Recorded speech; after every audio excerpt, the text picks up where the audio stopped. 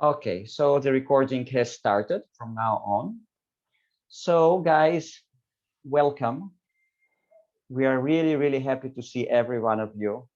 And may this beautiful light energy of the meditation we have just done remain with us throughout this webinar and create amazing atmosphere. So this webinar has been organized by the weekly fasting group. We are people from all over the world, and we keep in touch by means of WhatsApp. And the idea is that we cultivate the habit of fasting 24 hours every week. Some people do it longer, 24 hours every week between Friday and Saturday. And we do it week after week after week on a consistent basis. So if this idea appeals to you and you're watching this video and you are not yet a member of this group, you are welcome to look below the video. There is my WhatsApp number. I'm the moderator of the group. My name is Arik. You can send me a message and I will happily add you. And also, as a part of group activity, we invite wonderful speakers every week, or almost every week, on different variety, big variety of subjects such as healing, fasting, lifestyle without food, different healing modalities, even relationships, many other things. So today we have with us wonderful Swati Dhariwal. Swati Dhariwal. She has been into different healing modalities since she was 5. She's gonna tell us about it. And she's a healing practitioner. She's going to enlighten us what we can do in order to speed up our healing, our detox, to make our to make our fast lighter and more fun, etc. So, Swati, over to you. Namaste. You just have to unmute yourself. Yeah. Yeah. Thank you so much, Eric, for this nice introduction and this opportunity to connect with so many people. My And pleasure. yeah, so let me introduce myself a little bit. I'm Swati Dhariwal, and I live in India, in the southern part of India. My father was a nature cure practitioner, and I learned everything under him. And during all these years, my experience has just taught me one thing is we need to learn to listen to our body, which is the most difficult thing today with so much of marketing happening around and so much of knowledge about different things around. What's happening is we are losing the concept that we can listen to our body and just do the right thing for ourselves. So before I start, let me just introduce you to the different states of health that everybody is usually in. When like everybody goes through different states of health, when you are born, most probably most of the children are born with a very healthy body, a very clean body. With time, what happens? As the child starts growing a little bit, what happens is the mother might be eating some cooked food. The way the mother lives might transfer some of the uh, nutrients which might not be really too healthy to the baby, and the baby might start having a cold, and the mom will just end up giving the baby a pill. So that's where the accumulation of toxins begins in a human body. So what we consider different types of stages of health are like when you are perfectly okay, healthy, you have different ways by which the body will try to throw out the toxins that get accumulated in the body time to time. So the first different types with which the body tries to eliminate toxins are like a fever or a cold or a cough. So these are just acute uh, ways with which the body tries to throw out the toxins. So, and these are the first symptoms that somebody will face. So, how intelligently we try to face these is going to determine where we are going to be or where our state of health is going to be in the near future. Like the first symptom of detoxification that a human being can face is having some mucus formation, and you might end up having a cold. So if you don't suppress it, if you let it just take its own course, and if you just let it flow out, what will happen? The body will just remove all the mucus and you will be back to normal in a couple of days. But then, most probably, what we end up doing is we just take a couple of pills or we try to take some syrup and just try to suppress the symptoms. And the toxins are just kept behind and they're still in there in your body. Again, after some time, the body might just collect a little more of its energy and try to throw it out with some other symptom. It might be a headache, or it can be a sort of, you might just end up having a fever. And again, the body is trying to throw the toxins. But what we do, we will just take some medicines, again, try to suppress it. And with time, the toxins still stay back into the body. This in time will just keep on accumulating further.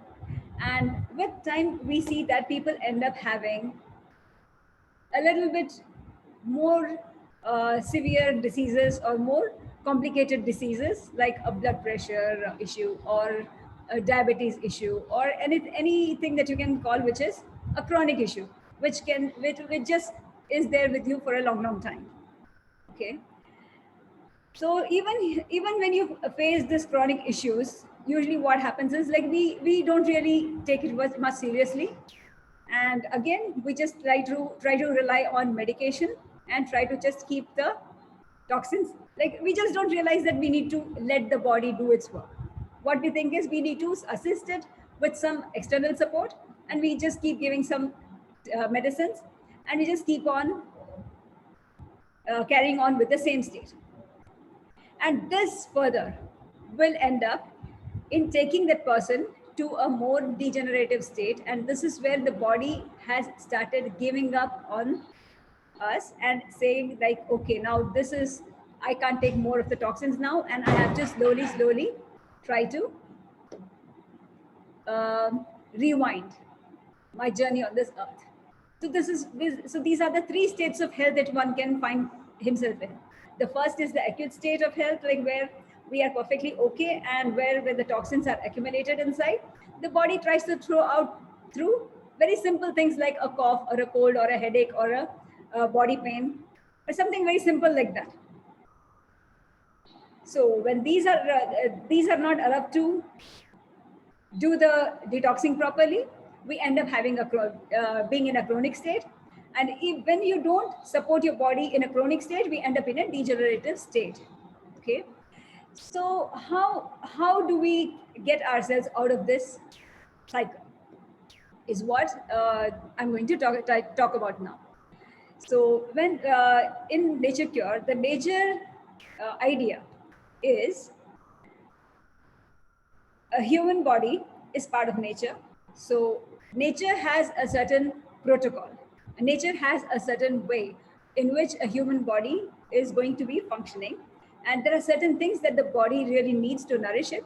So if we just follow the system or the way nature has provided us to follow it, the body is going to do exactly what it needs to do to maintain itself, to regulate itself, and to just keep itself in a very healthy state. But then, what usually is happening these days majorly is people just don't understand this particular thing. When they face some sort of a health issue, they get frightened, and that fear takes them or makes them take some short-term action, like some medicine or something, which can suppress the symptoms because you don't want to face the discomfort, and that takes you further into more complications. So this is what we start doing is when people come to me, I just try to keep teaching them and tell them, like, you need to learn to listen to your body, which uh, we have lost the idea how we can do it. So slowly, like, you just need to listen to what the body is telling you. Like if there's a fever or if there's a cold, let's start with a simple cold. Like when I have a cold, so what does the body tell you? When I have a cold, how do you feel? Can somebody tell me?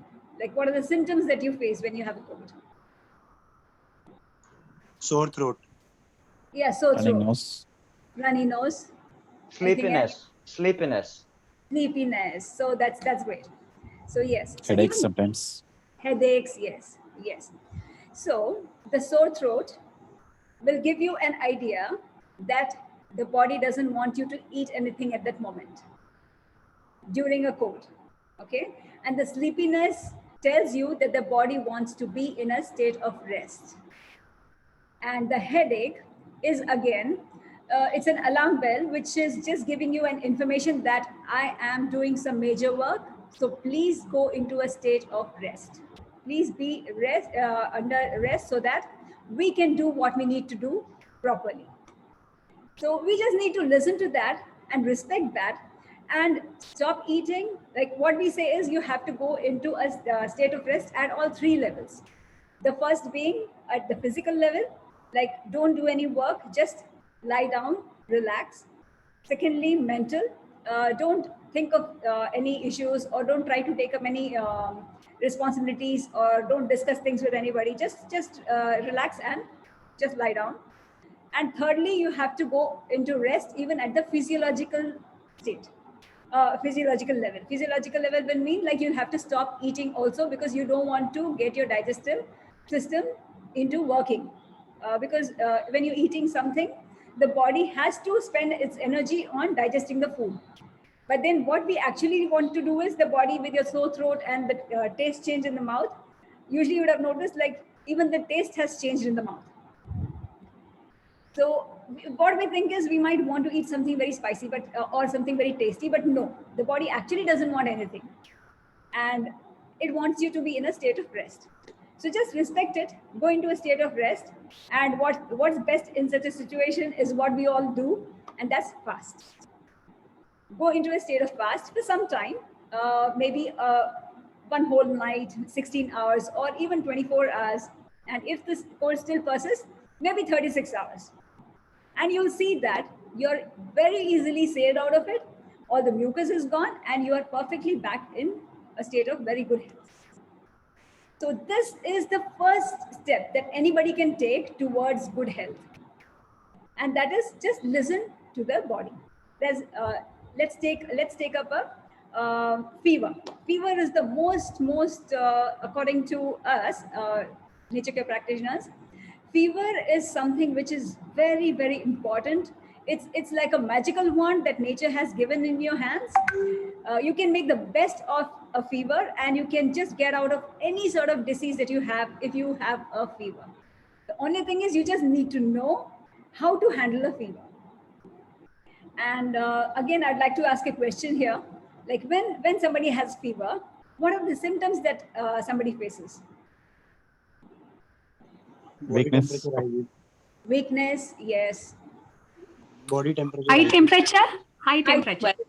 High temperature, yes. High temperature. Joint pains. Yeah. Joint pains.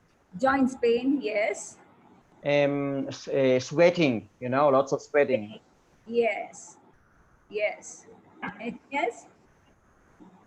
Yeah, and then someone says on the chat, delirious, yeah, heaviness not clear in your mind. Not clear in your head, yes. So and also bitter taste, Swati. Bitterness in your mouth, yes. So now let's understand all these symptoms. Let's understand all these symptoms. First thing is the bitterness in the mouth. The bitterness in the mouth tells you the body doesn't want to eat, it doesn't want you to eat anything. It doesn't want you to put anything in your mouth anymore. You have to give yourself complete rest. Don't eat anything at all. Because, and yeah, let me continue. Next thing is you feel delirious. You don't have that clarity in your mind because there's a lot of activity happening inside. You might have a headache. You'll have joints pain. You will feel very weak. You'll feel very tired. So that means all your energy has been directed inside. Yeah, our vitality is there, our energies are there, but they are all directed inside, and all the energies are working. All your energy is working at cleaning at all levels. And the high temperature just tries to the extra heat actually tries to melt down the toxins in any part of the body, maybe at the cellular level, maybe in the joints. If a person has a heart issue, then maybe somewhere where in your arteries or in your heart. So wherever we have the toxic deposits, that's where the temperature is trying to melt it out, try to pull it out, and try to break it down and throw it out. So that is why we have this high temperature. So when a person has a fever, that is the best state in which he can actually try to clear all his health issues, because the fever is working from top to bottom and it's cleansing every single cell in your body. But then we just need to know how to handle it. That's where people really make a major mistake, because the body is trying to raise the temperature and we try to put down the temperature by taking medicines. And so like we are creating a sort of a war like situation in our own body. The body wants to do one thing and we are not letting the body do what it wants to do by trying to send in something else which is going to stop the body from doing what it needs to do. So it's like a war-like situation inside the body, and the vitality of the human body is taxed very badly here. Now, what's this vitality? I'll take a little detour here. I need to talk a little bit about vitality before we really go further.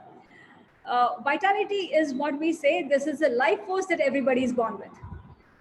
Like every single human body is born with a certain amount of vitality or life force, which is going to last him from day one to the last breath that he's going to take. And everybody has different levels of vitality, and that is determined at the moment when the baby is conceived in the mother's womb. And it is determined by the vitality of the father, the vitality of the state of health the mother at that moment is in. And that is going to determine what sort of a vitality level that the baby is going to have. And that is what we are using all through our life. This is a life force which is going to last me all through my life. And nothing is going to help me to increase it. The only thing is possible is just spending it wisely. I just need to spend it wisely. We just call it as vital economy, because we need to spend the vitality very, very intelligently so that you don't spend it fast and finish it off. Yeah. So whenever, so this vitality is what is doing everything that the cleaning, the healing, the cleansing, or whatever is that's happening in the body. So during a fever or during a cold, this vitality is what is working towards healing and cleaning. And this is what we need to try to conserve as much as possible so that the cleaning and healing happens completely. So during a fever, now we're getting back to the state of fever. During a fever, what's happening is like all your vitality is being directed completely inside your body to try to heal and repair whatever is damaged. So Hippocrates, you would have heard of Hippocrates. He used to say, like, just give me a fever, I can heal just anything. Like any disease can be healed if you have a fever. For example, there was a guy who had cancer, and he came to know that he had cancer at the age of 23. And the doctors had told him that he might not be able to live more than 5 months. So he had a very short time. And so he just did not want to die, as usually nobody wants to die so early. So he just started doing his own research. and collected information and just realized like, okay, if I follow a natural lifestyle, I can try to live a little bit longer than just 5 months. So he just decided that he's going to conserve his vitality as much as possible, and that is going to help the body heal perfectly. So he started eating the right foods, and that is the live foods, the foods that have life in it, that is the fruits. And he would eat very less of fruits only when he was hungry. He would not eat, he would just eat once a day. He would just eat maybe just one pineapple a day, and he would just swim in the river or maybe in the sea. And he would just be out there in the nature so that he gets a lot of nature's abundance, the sunlight, and he would be connected with the ground, walk barefoot on the sand, and just be connected with the life force around him. And after a month or two of being on this lifestyle, he developed a fever, and then he knew that this is the right time to help the body cleanse of everything that's in there. So he went into a fast mode, as that is the best way of letting your body heal. Go into a rest mode completely at all three levels, physically, mentally, and physiologically. He just started his fast. At the most, what he would do was, like, if he was thirsty, he would drink water. Otherwise, not even that, just let the body, he'd just listen to the body, just let the body do what it needs to do. The fever lasted a couple of days, but after the fever had gone, he was still not hungry. The body did not want to eat yet. My mouth was not salivating at the like when he looked at some fruits, the body was not, the mouth was not salivating. So he knew that he was not hungry. So, and without hunger, you're not supposed to eat. So he just did not eat. And this went on for 40 days. And those 40 days, he could feel that every other day he could see, he will have some detox symptom, and he'll know that the body was eliminating a lot of unwanted matter. And after 40 days, the hunger came back. He just started salivating when he saw some fruits, and he knew like this is the right time to break my fast. And he started having some fruits. And then after some days, he just went and got a checkup done. And what does he find? There's no cancer. So this is why we say, like, the cold, the cough, the headache, these are all your friends. They're not your enemies. All these detox symptoms are your friends. And just letting them do their work properly, supporting the activity is just going to make you better and not worse. You just need to let it happen without any hindrance. Yeah. So this was about when you are in a healthy state, when you have some acute health issues. Okay, by chance, by mostly these days, people have actually reached a state of chronic state of health. So what when somebody is in a chronic state of health, and what if somebody is not able to develop a fever? Like mostly you would have noticed, like as we grow up, the body just ceases to bring up fevers. Like we just don't have a fever. Like last time when I had a fever, like if you just try to think, like when was the last time I had a fever? It might just not be in a couple of years, maybe. Can anybody just tell me, like, when was the last time they had a fever? Like, how often do you have a fever? Quite often. That's great. Your vitality is really very strong. Your body really in a very good state of health. Yeah. Anybody else? Ashwin and God bless. I don't get fever. Yeah. So this Ashwin,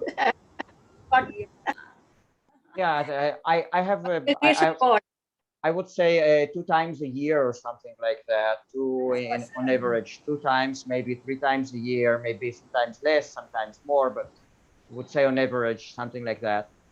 That's great. That's great, because that shows that the body is highly active and it is able to do what it needs to do at the right time. The body is able to throw out the toxins that has been accumulated. And I just believe that this is because you are fasting regularly.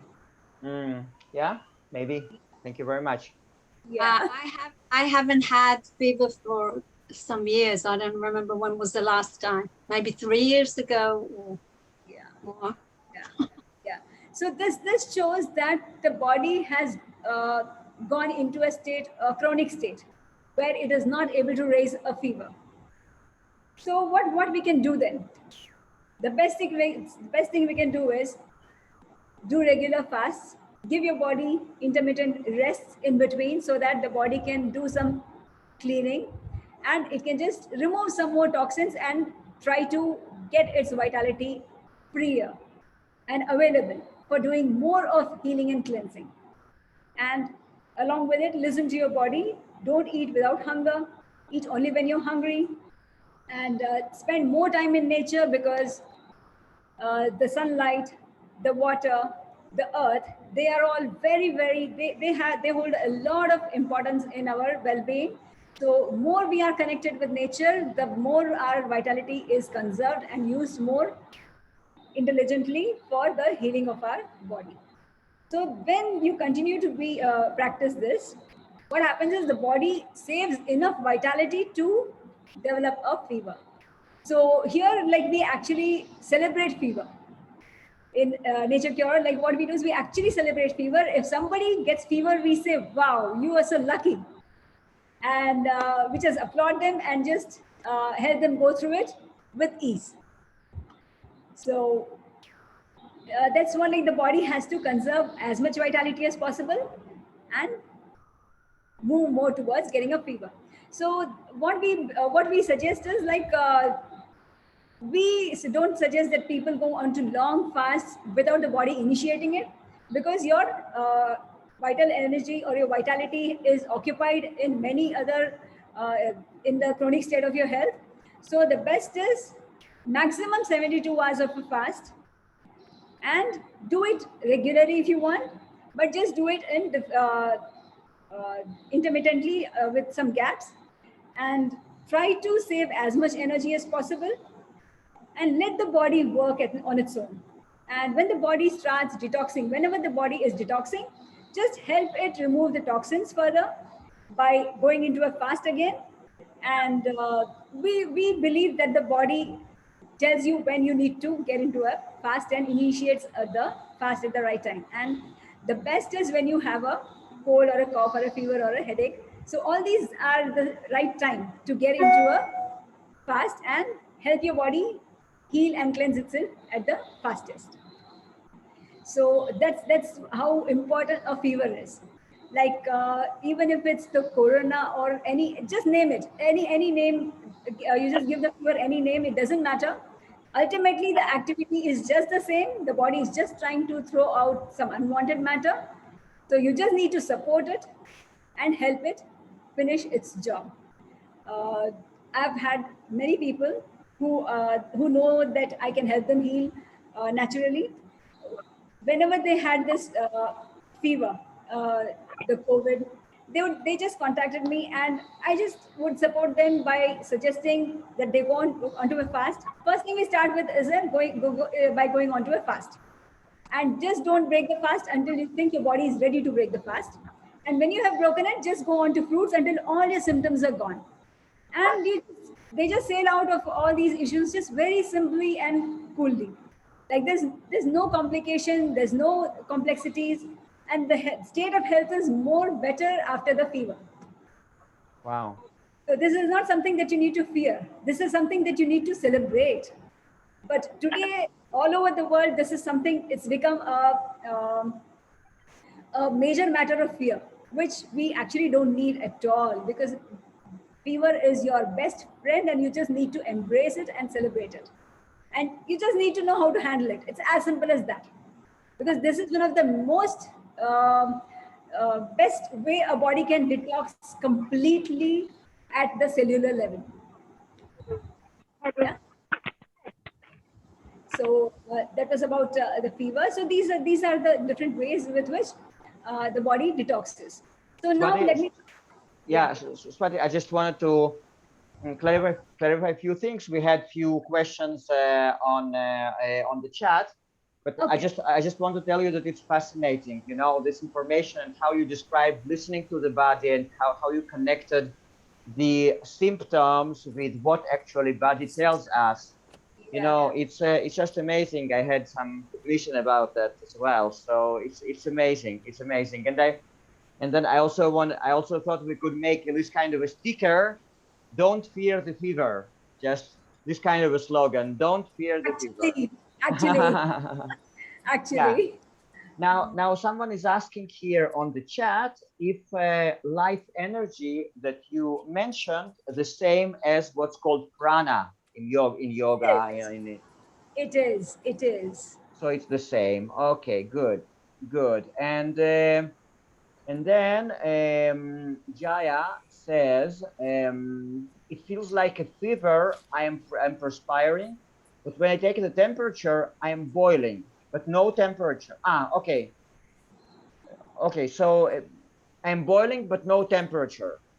Yes. I Yes. suffer with chronic health conditions, Mm, fibromyalgia, and very complicated health problems. right. Yeah, so basically she has no temperature, but she feels like boiling. So that's the condition. This is what we need to understand. The body wants to bring up a fever, but it doesn't have much vitality to do so. And so you feel the feverishness, you feel hot from inside, you feel that the body is boiling, you feel the perspiration. So the body is doing all that it does while you have a fever, but it is just not able to. Okay, there's a power cut here. Okay, Mm, okay, and then yeah, okay, this is. so there's another question here about insulin resistance, but okay, but maybe we'll cover it later. Now, just last thing regarding fever, unless someone else has any questions about that, what would you recommend? What kind of protocol or regimen would you recommend for children or for babies in case of fever? So not to not to interfere with it at all, regardless of the temperature, or sometimes it does require, for example, to put some ice on their forehead or whatever, you know, or just whenever there is there is fever, regardless of the temperature, just not to interfere. So, what would you recommend for babies and for children? Yeah, I have two kids, and one is 24 now, and the smaller one is 11 now.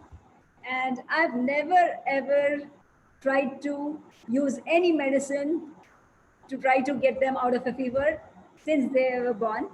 The only thing I always do with my kids is since they were a baby, if the child has fever, the only thing I do when it's a small baby, I just let it be. I just don't disturb it because I know within a day or two the temperature is going to go as soon as all the toxins are going to go out. And if I'm breastfeeding, the most important thing will be what I'm eating. So even I would just try to be on fruits so that the baby is getting the best nourishment. And within a day or two, the baby is out of fever. And the temperatures, if you don't disturb the temperature, if you don't disturb the body, the temperatures never go out of hand, is what I have noticed. Yeah. And as the child grows, what I do is I just stop giving the baby any food. Mm. The first thing is teach your child to fast at the younger, tender age. And yes, the child cannot fast like we fast for 24 hours or 36 hours because they are kids, they'll be hungry, and like they might not be hungry, but still they'll be demanding for food because they think they have to eat food. But then what I do is I just give them some citrus fruits if they demand for food, if they want to have something. And I don't put an ice pack or a wet pack on the head or the stomach until the fever has crossed the mark of 103. 103 Fahrenheit, right? So Fahrenheit. Yes. how much would it be in Celsius? Um, so that I need to check. I'm not sure. Okay, so it's 103 Fahrenheit. Okay, I will check it. I will tell our listeners during the webinar. Yeah. So even if it has reached 103, the It's only 39.4. 39.4. Thank you very much. Yeah. So if the temperature is starting to cross that mark, then what you can do is only place a wet pack on the forehead and or nowhere else, and let it be at room temperature. Don't try to make it just too cold, because it's just too shocking for the body, because the body is trying to do something which we are not supposed to hinder. The only thing we need to take care is the temperature doesn't go into your brain and disturb your mental activity, your mind's equilibrium.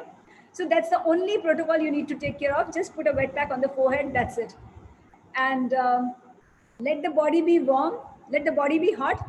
Don't cover the baby, because covering might make it feel uncomfortable. The Yes. body needs to breathe, the body needs to perspire, the body needs to let out all the heat. So just keep the baby comfortable, just make it feel comfortable, just be with the child. Just about 1 day and 2 days, the baby is going to be perfectly all right. Cool. And Sounds good. what I've seen is, if you take care of your child's fever this way, it can never take the form of any names that you can give, maybe the malaria or the dengue or the corona or whatever. It will not reach that stage at all. If Very you don't important. try to hinder the activity of the body. That happens only when you have tried to stop the temperature by giving it pills. When you try to bring down the temperature, the body again tries to fight further again, because it just wants to, it has collected enough vitality to fight the toxin, to throw out the toxin. So it Yeah. is still going to continue with the job it's going to do. Amazing, Swati. So could you please repeat? So what exactly should you put on his or her forehead? A wet pack. Just Okay. put a napkin with normal room temperature water. Let it not be too cold, let it not be too warm. It just has to be at room temperature, normal, and just place it on the forehead so that the temperature doesn't reach the brain. That is it. Great, great. Okay, guys, so before we move on, do you have any questions related to what Swati has covered so far? Because on the chat, we got a few other kinds of questions. First of all, we'll let Swati tell us whatever she wants, and then we will ask her if she hasn't covered that. But regarding fever, regarding whatever she was talking about so far, do you have any questions? You can just unmute yourself and just ask her before we move on. Does anyone have? I have a question. Yeah, here's Svetlana. Yes, hi, I am from Canada. Thank you very much. And Yeah. I have a question. I'm practicing mindfulness. You need to, sorry to interrupt you. You need to bring up your volume. I can't hear you. I put a question on the chat. Do you practice mindfulness? She's asking if you practice mindfulness. Yes, I do. Yeah, so maybe we can just cover it as we move along. So because just to make it more. But now on the chat, someone is asking, can we give fruits to kids when they have fever? Yeah, you can. You can give fruits to kids when they have fever. The best ones are the citrus fruits, the orange, apple, or the pineapple, the pomegranates. These are the best because it's better for taste, and they are just watery and juicy. It's more hydrating, and you don't need to give just too much. Just give a little, because the child can't eat more because of the bitterness in the mouth. The child cannot eat more, so it'll just have a little bit, and then the child will be fine. The child will be calm. But please don't give any cooked food. Don't give any complicated food. And just by keeping off unwanted food, the child is going to heal very fast within a day or 2 or 3 maximum.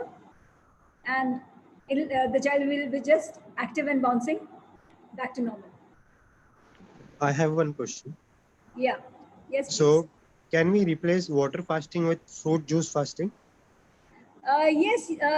Is this question for grown-ups or for kids? Grown-up adults. Grown-up adults. I would suggest, as long as you have a temperature, please be on a water fast. That's the best. But if you just cannot, then yes, fruit juice fast is also okay. It doesn't matter. It's okay. Like the body is not going to be able to do its work at the speed that it can do when you're on a water fast. but still it is going to be able to do a very decent job. So juice fast is okay, better than taking pills. Yes, and suppressing it. Thank you. You're welcome. Okay, okay, and then someone is asking, how do we how to remain consistent while fasting in fever? Yeah, it's very much easy. As I told you, the body has already given you the cues because the mouth is bitter, the body is tired, you have a slight headache. So the body is demanding for rest. In all its actions, it is just telling you, please be in a resting mode. So just be in rest at all three levels.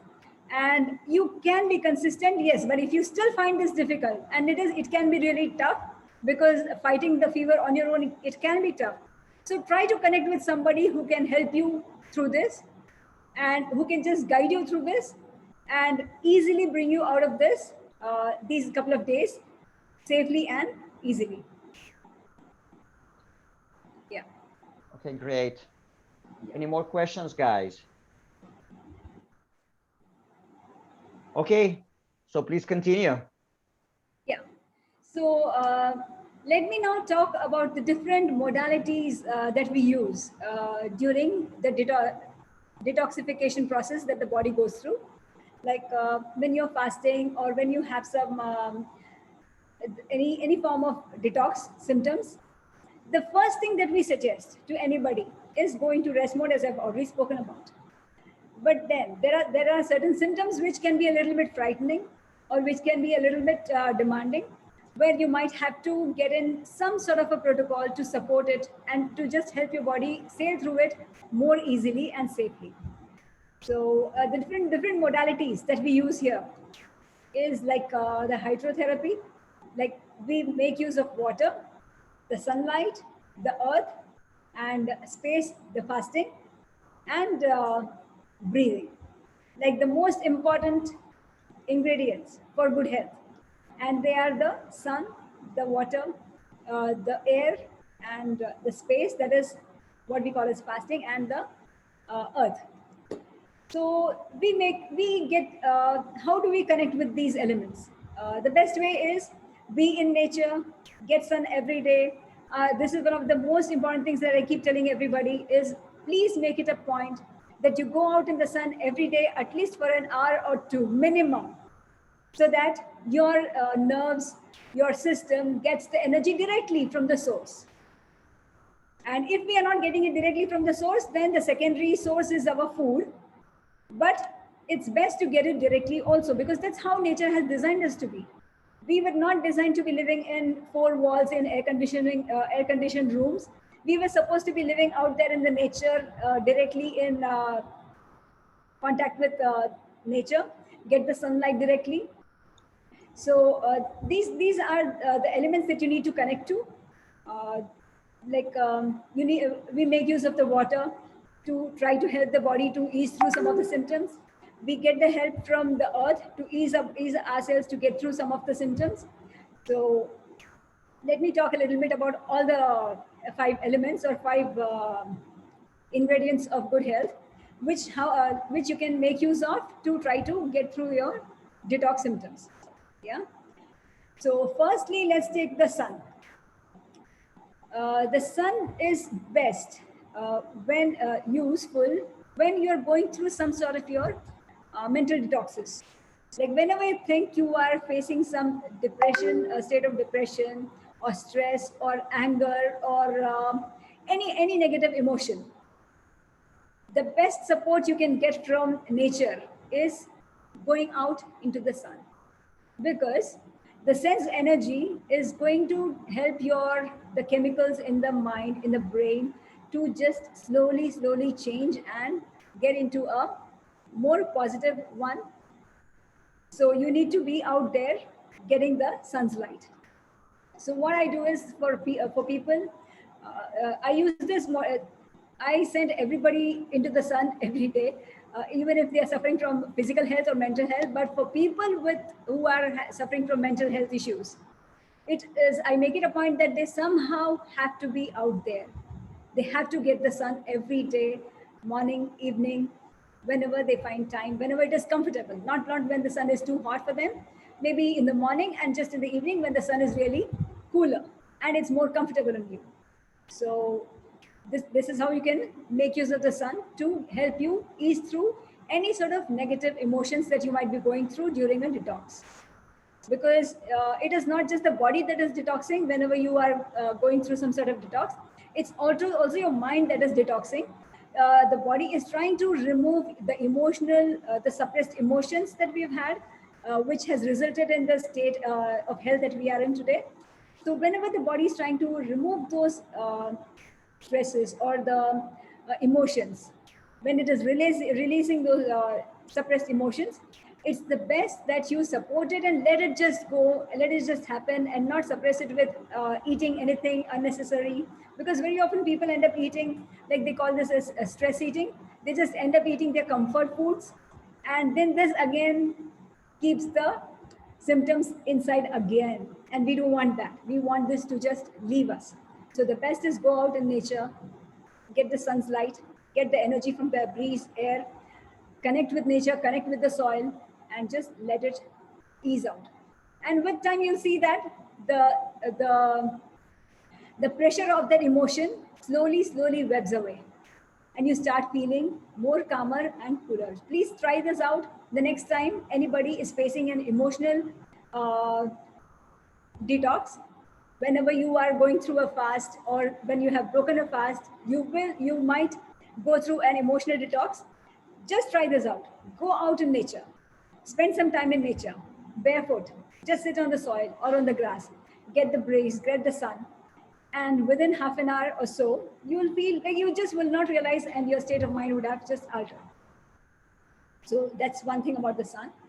And the next thing that you can make use of is when let's talk about water, because water is very powerful, and we make use of the hydrotherapy very extensively here at our center to help. Yeah, yes, Swati, but I'm sorry, we have received few questions about the sun subject, so let's ask them and then we will get to the water. So Jaya is asking, if you live in a polluted area and you are doing food fasting and sun gazing and can't always get into the countryside, what is the best thing to do? And it feels lately I'm going around in circles because of the polluted area we live in. Okay, yes. So I would suggest, like, try to connect with nature somehow, somewhere. There might be a patch of green grass somewhere around in your neighborhood. There could be some tree in your neighborhood. There could be some patch of natural habitat in your neighborhood. Try to go to that place. If not, just go and sit under a tree. Even sitting under a tree is going to help you a lot, because the tree has so much of capability that it can just take in your negativity and give its positivity. So if you just can't find anything much, just go and sit under a tree. I'm sure you might find at least a tree somewhere in your neighborhood. And that will help you, because the oxygen from the tree is going to help you breathe better. And the sunlight is going to make you feel better. And the positivity coming out of the tree is going to calm you down, and you will start feeling better very soon. Swati, and now I have a question. So if you want to get the maximum benefit from trees, do you need to touch them physically, or it's enough that you just that you're staying in their vicinity? Both are okay. Touching it is, yes, it's a very good, it just gives a lot of calming effect, because it's like you are hugging another living being. Yeah. So it can give you a more feeling or sense of being connected. So yes, it's good if you can do that. And if not, also, it doesn't matter. Just lie down there, just watch it, and just watch the birds, just the leaves, even just connect with it somehow. Amazing. Physically or mentally. Amazing. And then we have another question. Someone is asking what to do in terms of sun exposure when it is cloudy, when there is not enough sun. What to do? Right. A very good question. Even when there's no sun, you still have the radiations. You still have the light. So still go out in the sun and get the sun exposure. You are still going to get the radiations. Mm. Yeah. Good, good, good. Okay, guys, so you are welcome to, if you have any more questions, because to tell you the truth, I have a little bit of eye irritation today, so it's quite difficult for me to read those questions. So guys, I will be really, really appreciative if you just unmute yourself and just read your questions or just ask your questions if I haven't read anything. Can I ask something? Isn't radiation where in countries that there's a hot sun, isn't it damaging, harmful? Too much radiation? This is something, a very, very wrong concept that has been fed into us by the industries because they want to sell certain chemicals. It is not harmful at all. The symptoms which you think are being caused by the sun exposure, can you just name a few? It ages the skin, the face. Yes, and it can give you a tan, right? Yeah, so actually it is the sun helping you out by burning up the toxins inside your body. And so too much. initially this can be a little bit frightening because you might think you are just growing older, but then if you are on the right food habit and if you're on the right lifestyle, slowly the sun is going to help you burn the toxins and you are going to get a better skin and a healthier skin with time. But then if you're still following the same sad diet, the input of the toxic food is still going to be there and the burning is still going to be happening all the time. So this will age you very fast. Yes, post-processed food ages you, but don't you have to apply sunscreen to protect the face? Please. No, because the chemicals are more damaging than the sun's light. The sun's light can never be damaging because that is the source of life on earth. If the sun moved just a couple of inches away from the earth, life would just cease to exist on this earth. So it is no way damaging in any way. Yes, I've heard the idea people have been telling about, like there are some holes in the ozone layer through which you get all the negative energies or the ultraviolet rays which can damage your skin. No, the sun does not damage anything. All the other animals other than human being, every animal, every plant, every tree is out there 24/7. Right? It's only the human being who is being protected by the four walls. So when it's not damaging for the animals don't need a sunscreen. Why do we? This is because we are not on the right path. We are not eating the right food. The animals are eating, mostly who are not under our care, are eating the right food. So they are just okay with everything in nature. So it doesn't even it doesn't matter if you have light skin, it's still okay. I mean, yes, it is. It is, but just you can't overdo sun exposure immediately, suddenly, because we are not used to it since many years. We have been protected and we've been keeping ourselves away from sun. Just do it gradually. And you'll know how, you'll know with time, like you just go out in the sun, be there. And when you start feeling a slight pinching in your skin, you can understand it's time for you to go in. And with time, this duration will increase. And then you will reach a stage where any time of the day, you're going to be perfectly okay in the sun. Okay, thank you. Thank you. Okay, so I have a question. Yes, please. Yep. Please go ahead.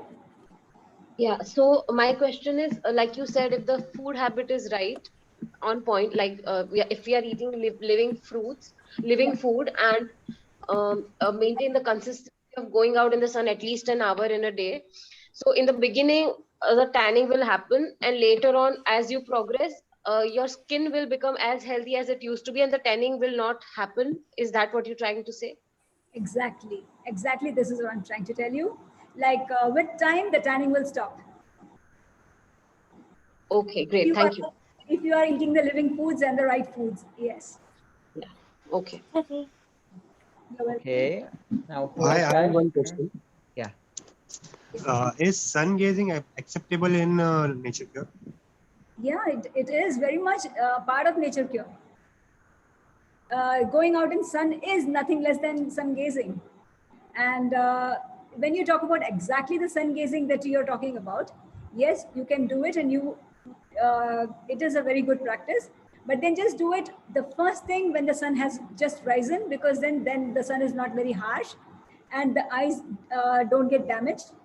So just do the sun gazing for a couple of seconds. Start with 15 seconds maybe, and as you get used to it, you can do it for 30 seconds and 40 seconds or 1 minute and more than that. But then you need to train your eyes to be able to take in the sun's rays. Yeah. Okay, thank you. Yeah. Okay. Who else, guys? Please unmute yourself and read your questions, because really sometimes I have blurry vision today, so I have something in my eye. Okay, I'll help you out. I'll help you out, Arik. So, Swati? yeah. So there are Yeah, tell me. Yeah, so there are a couple of questions. The first one is somebody has asked that we have too much of sun here, and yet the highest case of vitamin D deficiency. Yeah, I was asking that question. Swati, this is Sunita. Hi. I stay in Dubai, which is, got enough sunlight, and yet we have highest cases of vitamin D deficiency. Would you recommend still for us to go out in this heat and humidity? Of course, of course. The high rate of vitamin D deficiency is because even though we are living in a tropical country, we don't get enough sun exposure, first thing. And secondly, even if we are getting a sun exposure, what we are trying to do is we are trying to protect ourselves as much as possible, either with a chemical, by the use of sunscreen or something. So the best thing is get rid of the sunscreen, get rid of all the chemicals that you use on your skin, be it the soap or the shampoo or the moisturizers or whatever. Just get rid of all the chemicals because they are not healthy on your skin. The best thing is just directly get the sun exposure every day, and that is going to make your skin No, but better. when? Because I mean, our temperatures range from it can go up to 40 degrees and above. So yeah, the heat, and it's the humidity and the heat. So people actually avoid going out. And still, to get the sun exposure, we would have to go either at 5 o'clock in the morning to maximum 6, because after that it gets really hot and unbearable. So would that still give us enough sun? I mean, if we go that early? Of course. Just go out just after the sun has risen, before the sun is getting too harsh, and just before the sun is going to set. What we say is 2 hours after the sunrise and 2 hours before the sunset will be very, very ideal. Okay. Yeah. Sounds good. Thanks. You're welcome. But Swati, just a question in line with what Sunita asked. That doesn't mean 2 hours early. I mean, after the sunrise and sunsets. That doesn't mean you can't go out during the day, right? It's just because you're not used to, so you might get a pinching sun, and that's the only reason, right? Or with time, your skin will get accustomed to it, and with time, you will be able to go out any time of the day. Okay, so we've heard, I have personally researched, and a lot of it says the sun rays causes the skin cancer. So nice information from your end. Thank you. Yeah. So now let me explain a little bit here. The sun has not caused the skin cancer. It's the chemicals that we have been using on the skin for all these years that has reacted with the sun's rays, and then that has caused the cancer. So instead of getting rid of the sun, please get rid of the chemicals that you're putting onto your skin. So don't put anything on your skin which you won't want to put into your mouth. It's as simple as that. If you think you cannot eat a soap, please don't put it on your skin too, because the skin's pores are going to pull in all the chemicals, and it's again going to be introduced into the bloodstream. So that is where the cancer issue is going to come in. Can I just also thank you for this is very good. Swati, I just wanted to also, same topic about the sun, because the nurse practitioner told me, she said, which is very good, which is rare, she told me we need to go out in the sun. She said, don't wrap yourself up like that. But it was winter, so I was wrapped up. But she said and I think that's one of the reasons that I heard some doctors speak about that recently in regards to, like in India and Africa, they tend to wrap up themselves with all these cloths and materials and stuff like that. And they don't allow the skin to be exposed to the sun because that's how you absorb it, through the skin. So I think based on what the research has shown is that it's because of the wrapping up and not allowing the skin to get the exposure to receive the vitamin D. Perfect, perfect, perfect. Thank you so much for this explanation. Yeah, what you say is perfectly right. We need to unwrap ourselves and not wrap ourselves more. Yeah. Any other question? Exactly. Okay, guys, so I just want to make a note before we move on. So if you are not a member of the weekly fasting group and you want to join, I am posting here on the chat my phone number. My name is Arik, so please send me a WhatsApp message with your name to that number. Don't write it here like please add me. Please don't write it here on the chat, but just send me a WhatsApp message with your name and I will happily add you. So I'm posting it right now. So please move on. Okay, so now let's go on to the next part, and that's the hydrotherapy.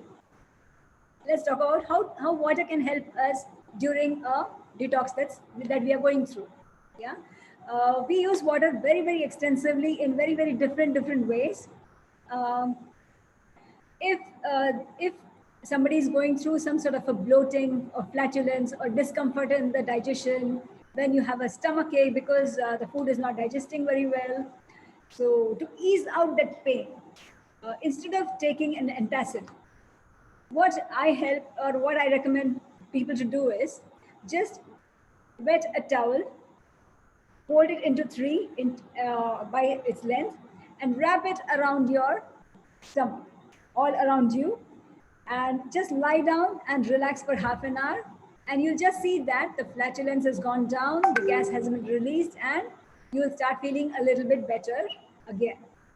But then do this only when you have a lot of pain in the stomach due to the indigestion.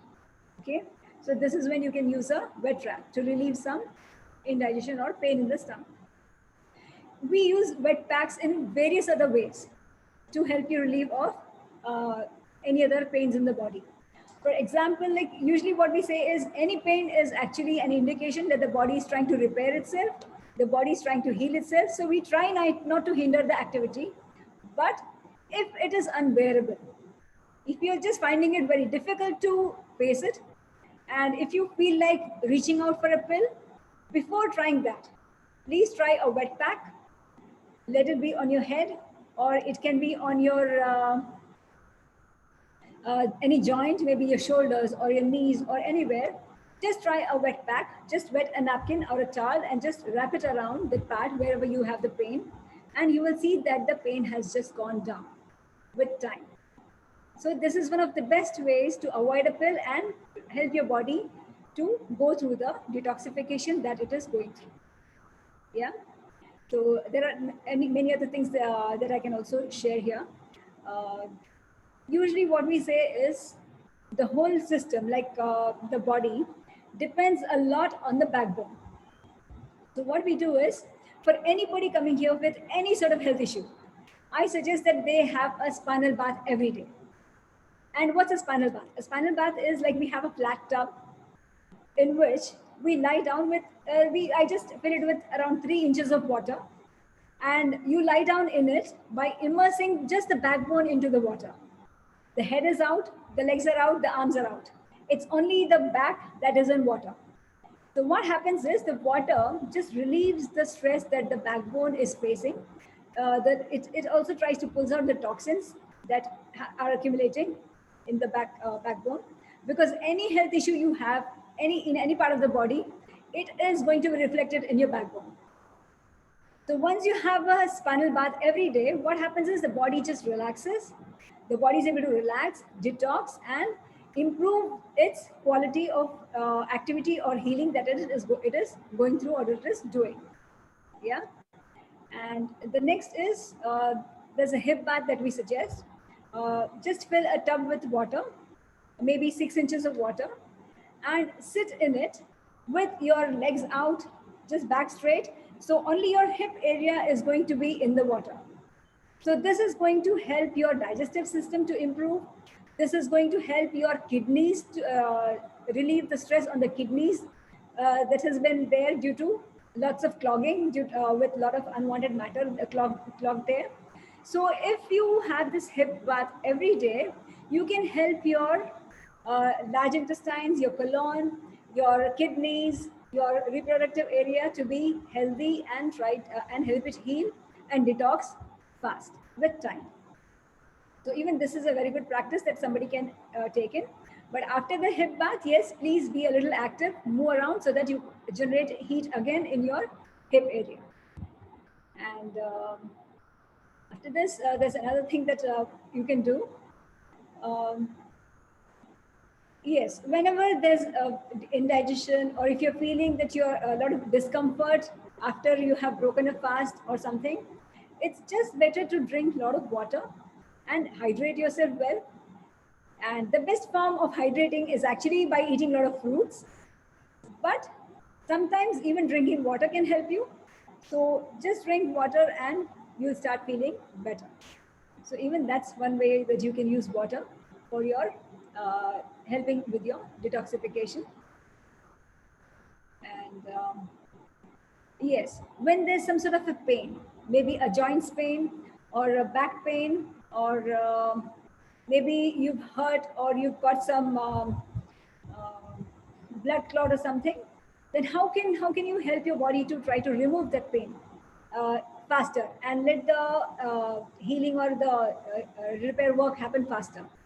You can try a hot and cold fermentation.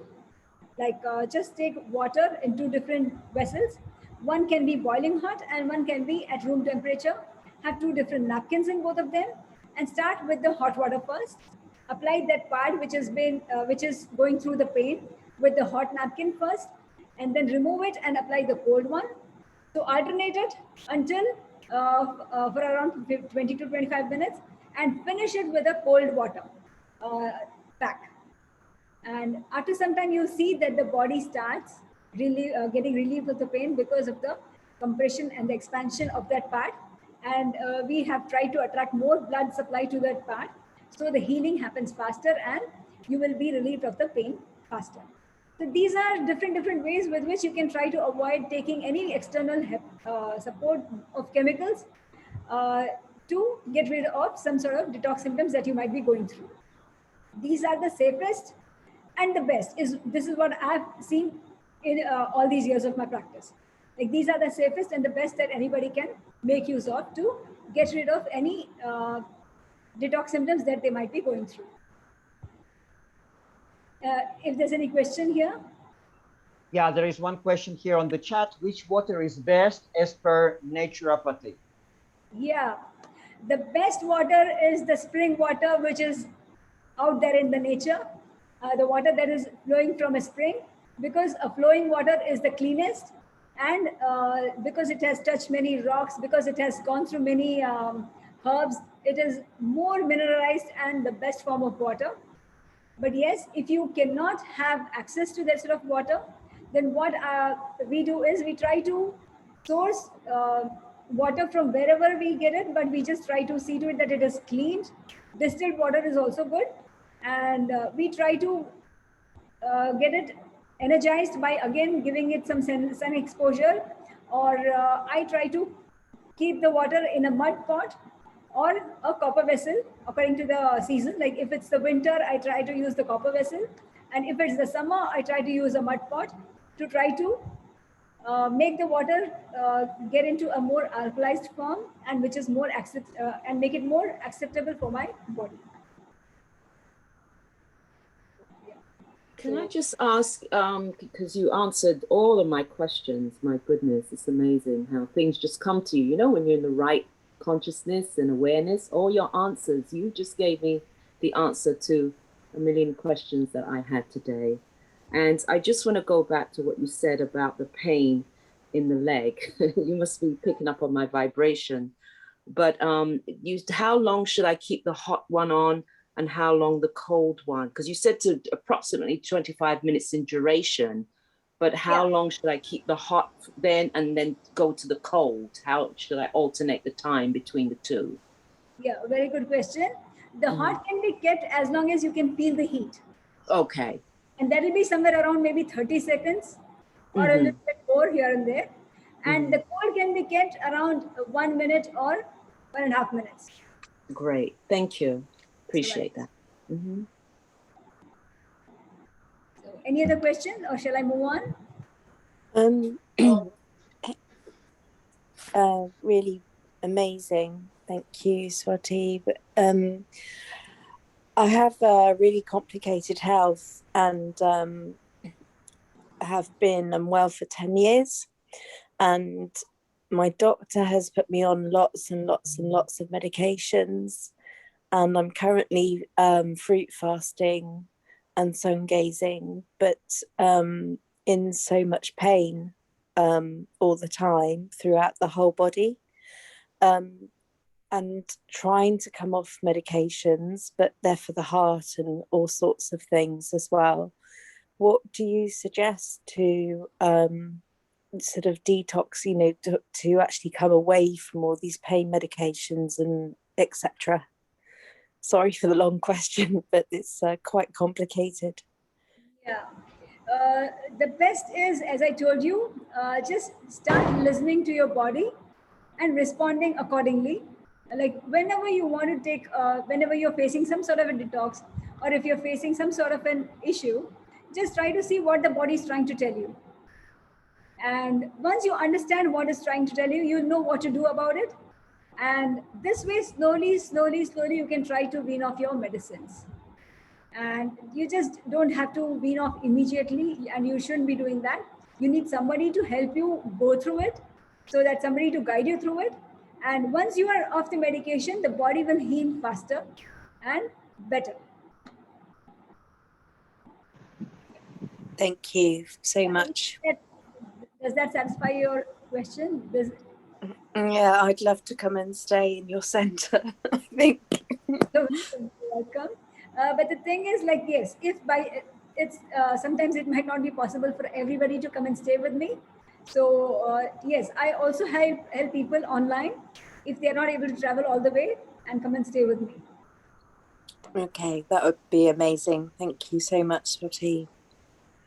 Yeah, I just wanted that we will, I'm planning to ask towards the end of this webinar, I'm going to ask Swati about the services she provides, and also below the video, once it's posted on YouTube, we will put her contact details and everything, so you will be able to contact her. But for that, in order to get an access, you will have to send me a message or join the weekly group, the weekly fasting group, so that you get posts, get all the posts and stuff like that. But all the information will be available. Thank you. Okay, Swati, please go on. Yeah. So yes, so this is about water. And Swati, before you begin, I have one more question. It's related to the skin. Like you said, you should not put anything on the skin if you're not going to put that in your mouth. Yes. So again, my question would be, since there's a lot of the COVID buzz happening all around the world, and use of a lot of sanitizers, detergents and Dettol, and we've been using that constantly, and and everyone around me is using that, and I would not want to put that in my mouth, of course. So should we use that or shouldn't we use that? And if not, you don't need to. And the best sanitizer that you can make use of is just add a couple of drops of lemon to water and just wash your hands with that. Just normal water is also enough.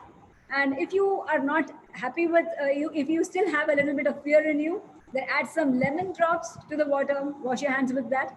Even that should suffice. Yeah. So this sanitizer buzz is a myth?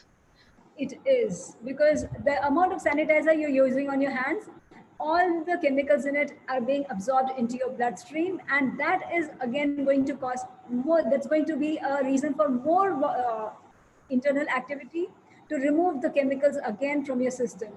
So all your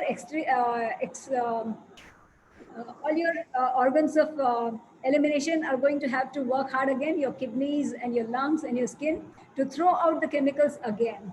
So this is like you're just overdosing your system with more of unwanted matter, which you don't need.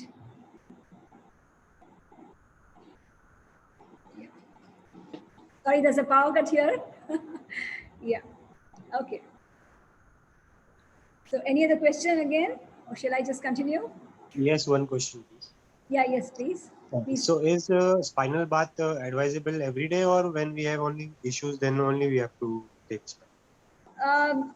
It's okay to have it every day, no problem at all. But if you are having some sort of detox happening, if you are going through some issue, if you're going through some mental stress or strain, then yes, please go ahead and have a spinal bath. Okay, thank you. Yeah. Yes. So can I just continue? Yes, Swati. Yeah, you can definitely. Yeah. So next is we come to the earth. Like the earth is again equally very powerful element that can help us go through our detox symptoms and help us heal from whatever issues that we are going through. The mother, like earth is what I call it, like it's just like our mother. The mother is so patient and so forgiving. Same way, the earth is also very forgiving and very patient, and it can be as powerful an effect on you, just like a mother's love. So the best way to get the most out of your the energy from the earth is go out in the nature barefoot. That way, you get the magnetic force, the magnetic energy that is there in the earth, and the body is able to calm down all the extra activity in your body that's happening due to the all unwanted matter that's gone inside, the all unwanted information that's gone inside due to the exposure to the media.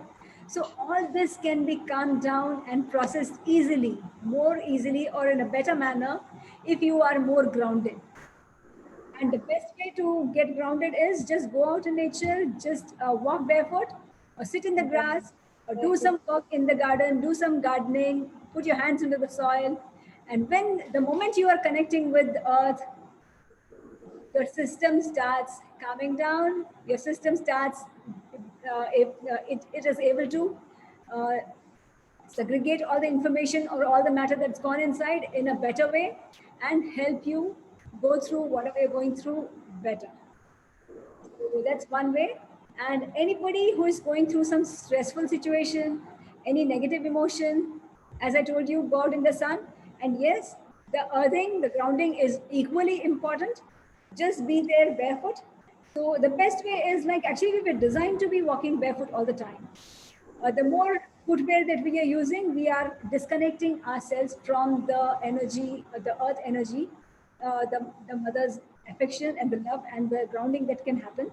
So as much as possible, try to avoid the footwear unless it's really necessary. And especially if you're out there in the nature, try to be barefoot as much as possible to get the most out of the nature. And there are many other different ways that you can use the earth to help you heal.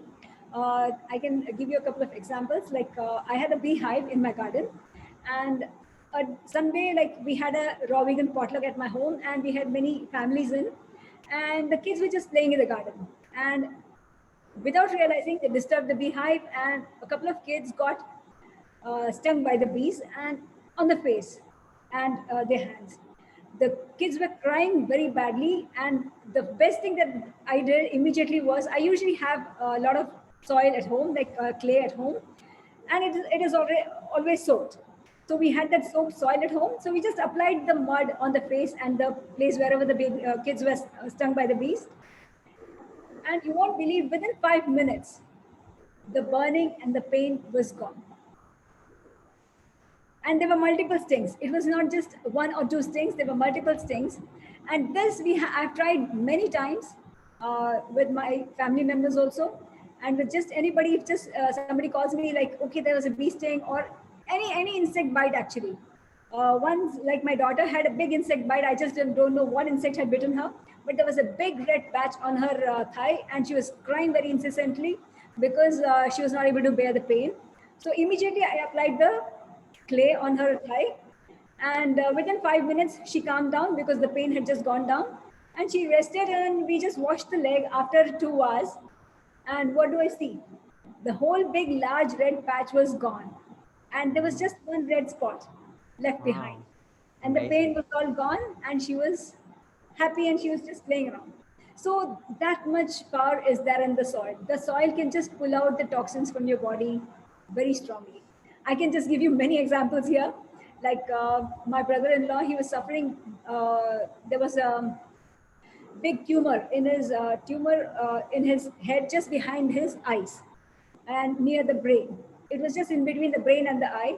So he was trying to get it operated. He visited many doctors all over India. He went to Delhi, he went to Hyderabad, he went to Bombay, and he tried to get himself operated and tried to remove the tumor, but he just could not because he had a high blood pressure, and he was a little bit afraid because all the doctors had suggested different modalities to remove the tumor. Like somebody was suggesting like we'll try to start get it removed from here. Somebody saying we'll try to get it removed from the back of the head. And so he was a little bit skeptical because everybody's giving different ideas, and he was afraid that it might not end up damaging some part of his brain. So he was just a little bit frustrated. And when I came to know, like my husband just suggested to him, listen, you just try this out.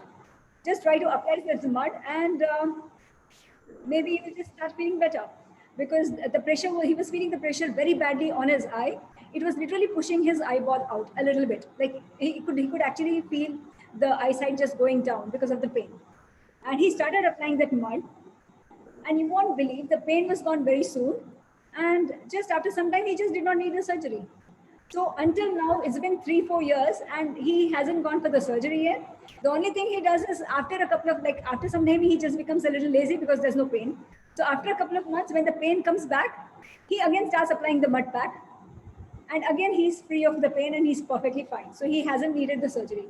But I'm very sure if he had followed more of natural lifestyle practices, and if he had changed his good food habits, the tumor might have just gone completely.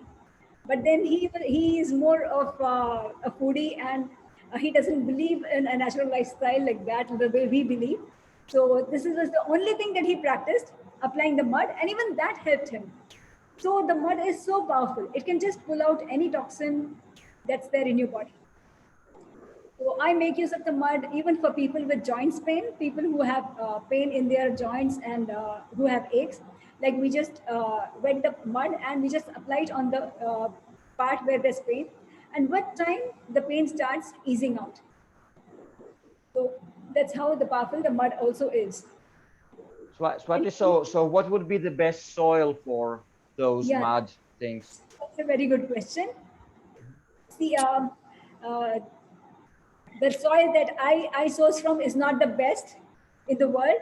Whatever soil is available in your area is the best for you. Mm-hmm.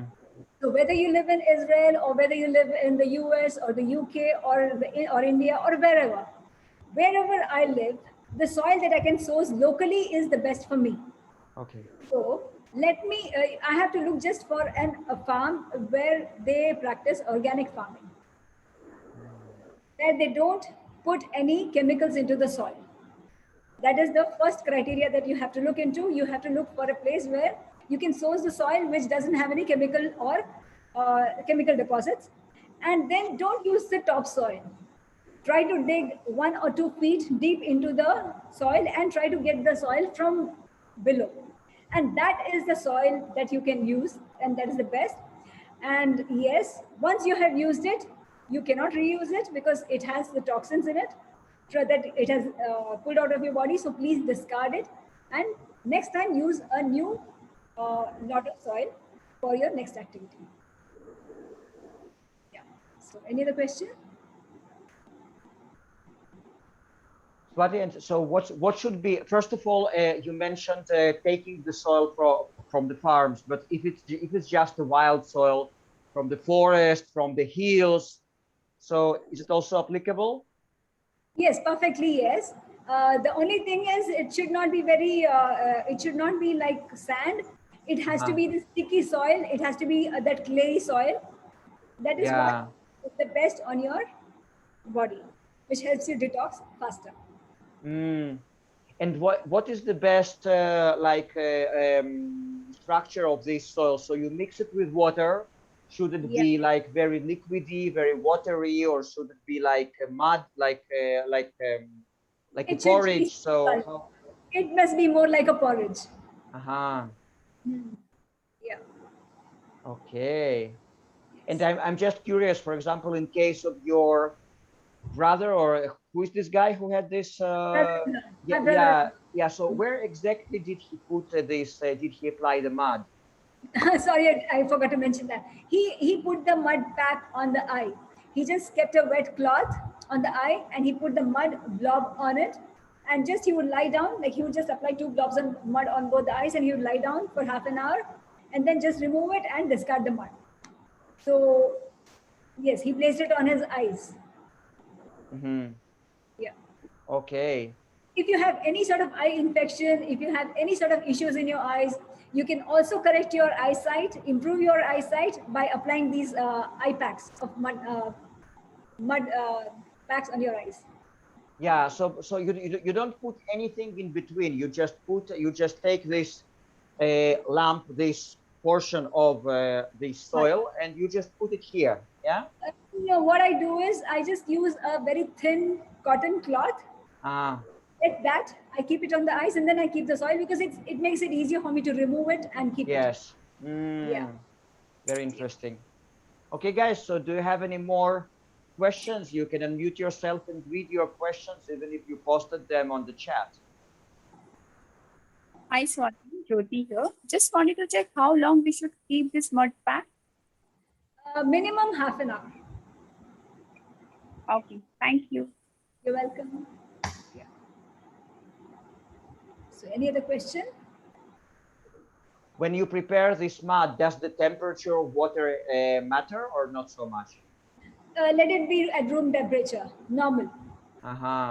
Yeah, most of my treatments, like when I'm using the water or the mud, most of the time I try to see to it that it's at normal room temperature.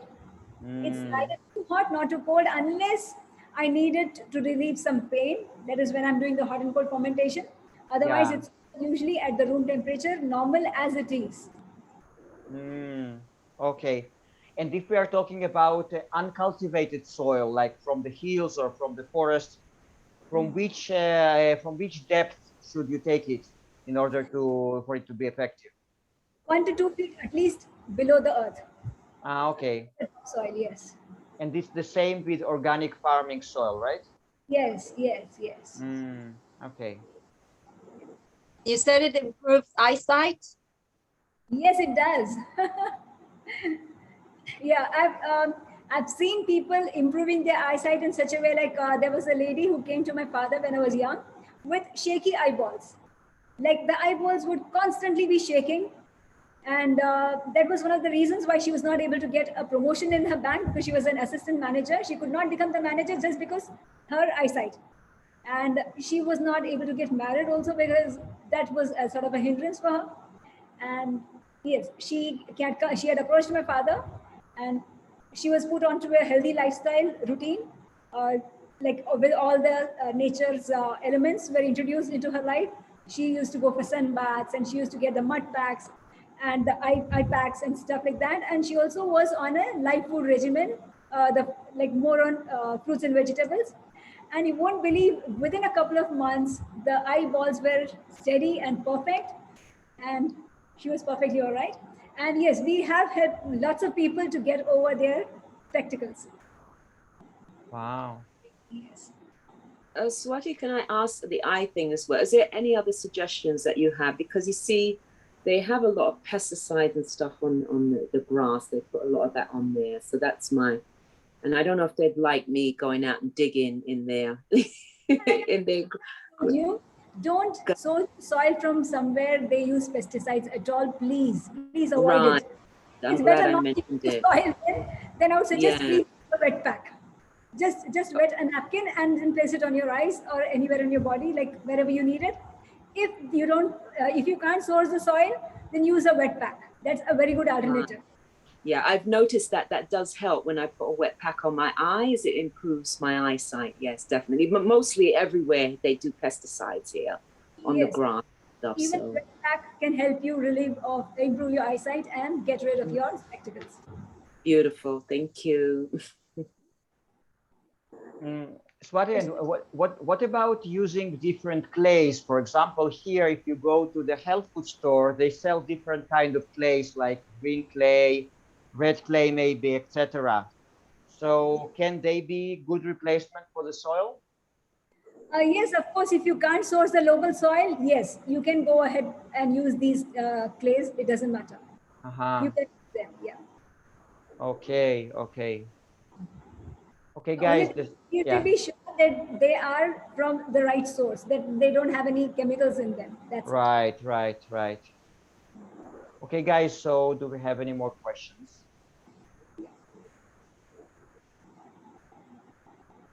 Okay, so I think I'll just go ahead. The next thing we can talk about is the air.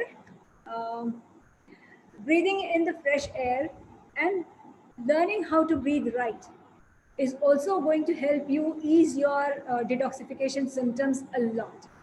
Whenever you're going through some sort of a pain, let it be physical or mental, the best thing you can do is just sit down calmly or lie down calmly and practice some deep breathing. Just breathe in and just breathe out. And just do it consciously. That's it. You just don't need to do anything more than that. And if you have a pain in your stomach, or if you have a pain in your shoulders, or if you have a pain in your head, the only thing you need to do is every time you're breathing in, just try to direct the oxygen to that part of your body and just visualize that it is just enriching that part of your body. The oxygen is going and feeding the cells there and helping it to heal. And every time you're breathing out the pain, you're breathing out the tightness, you're breathing out the stiffness, you're breathing out the stress. And when time you realize, like just by practicing this for some time, you will actually feel that you're able to face the pain better. You will not be struggling with the pain. You will not feel very tortured by the pain. You will be able to sail through the process of the detoxification very calmly and peacefully, and you'll be feeling better very soon. So the practicing of the deep breathing, the relaxed breathing is a very, very powerful tool that anybody can bring into their lives. And practice breathing consciously whenever you're free. It can be just any part of the day. You are maybe just waiting at a bus stand, or maybe you're just waiting to meet somebody somewhere when you're not doing anything, or you just don't have anything much to do. Just try to bring your attention to your breath. And just see to it that you are deep breathing. Your breath is going to like you're breathing from your stomach. The breathing has to be, you need to check that you're not just breathing halfway through, like your breath is not just limited to your chest. Whenever you're breathing in, your stomach has to come out. And whenever you're breathing out, the stomach has to go in. This is when you are actually breathing completely.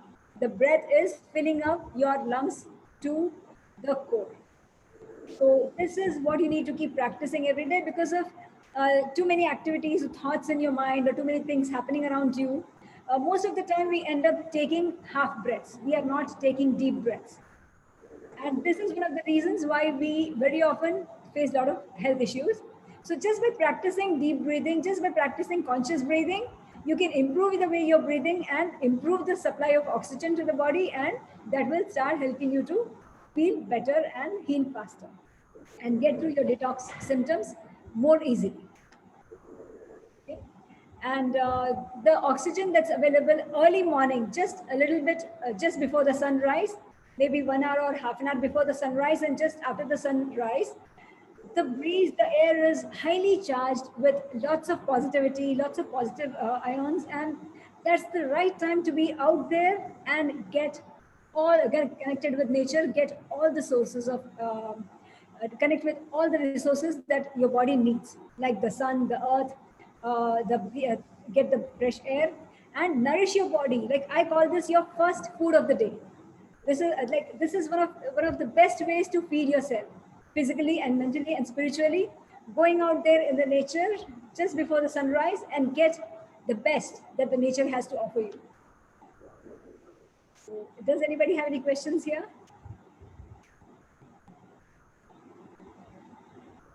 If not, I can just continue.